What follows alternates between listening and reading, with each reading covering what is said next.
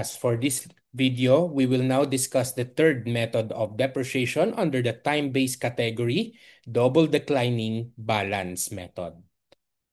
So, si double declining balance method ay kilala din sa tawag na 200% declining balance depreciation. So, paano kino-compute naman ang depreciation under this method? So, formula natin, that is the carrying amount beginning multiplied by 2 over n. Okay? So, yung n natin, that is the useful life expressed in number of years na rin. Okay?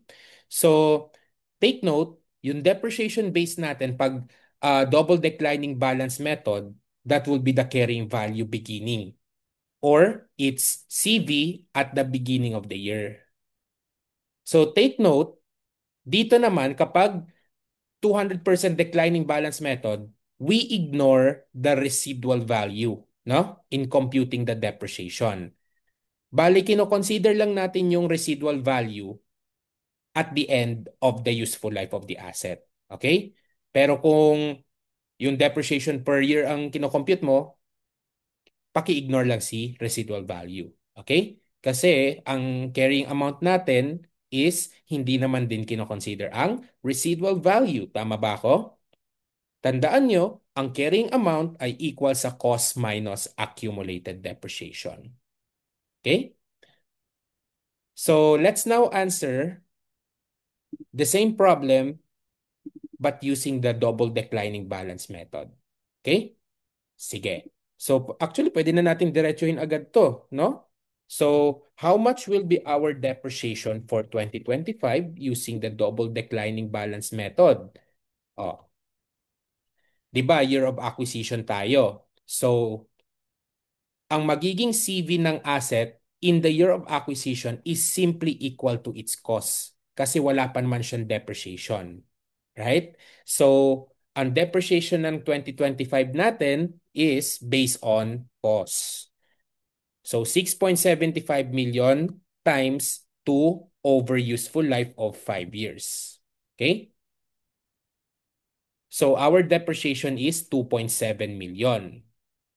Mapapansin nyo, hindi natin tinake into consideration yung residual value. Tama ba ako? Ayan, yun yung sinasabi natin kanina. Okay? Now, for 2026 naman, under this method, hindi mo mako-compute yung depreciation ng susunod na taon without first computing the carrying value at the end of the first year. Okay? Bali, dependent kasi yung depreciation ni 2026 sa carrying amount ng asset at the end of 2025. Okay? So, computein muna natin. So, our CV, that is cost minus accumulated depreciation. Ayan. So, for 2025. Cost natin, 6.75 million minus accumulated depreciation of 2.7 million. So, our CV at the end of 2025 is 4,050,000. So, yung depreciation ni 2026 nakabase naman kay 4.05 million. So, let us multiply that by 2 over 5 ulit. Okay? So our depreciation for 2026 will be 1,620,000. Bale, ito na yung sagot natin sa number 1. Okay? Then to complete the number 2, let us compute the CV of the asset at the end of 2026. So that would be cost minus accumulated depreciation. So our CV will be 2,430,000. Okay? Ayan. Now, what if the date of acquisition is May 1, 2025 instead of January 1? So let us compute the depreciation. For 2025, okay, since yung 2.7 million natin kanina, that is for 12 months, pakiprorate siya for 8 months lang. No? So 2.7 million times 8 over 12. So our depreciation for 2025 will be what? 1.8 million. Okay? Then, for 2026, again, hindi natin mako-compute yan without our carrying amount at the end of 2025. So let us compute it first.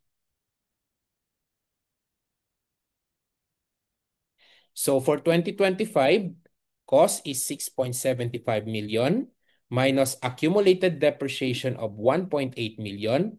So our CV at the end of 2025 will be 4,950,000. To compute for depreciation 2026, we will base it 2, okay? 4.95 million times 2 over 5, that will be 1.98 million. Bale, ito for 12 months na to class ha. Okay? Pang 12 months na yan. Kasi January 1 pa lang ng 2026, nagde-depreciate na siya. Malinaw? Yan. So that's for number 1. For number 2, para matapos natin itong method na to, what's the CV of the asset at the end of 2026? So that will be cost natin still 6.75 million minus your cumulative depreciation for 2 years. So that will be, our CV will be 2,970,000. Bale, ito naman yung sagot natin for number 2. Alright? So that is our double declining balance method. In our next video, we will discuss the same problem, but using the next method, 150% declining balance method.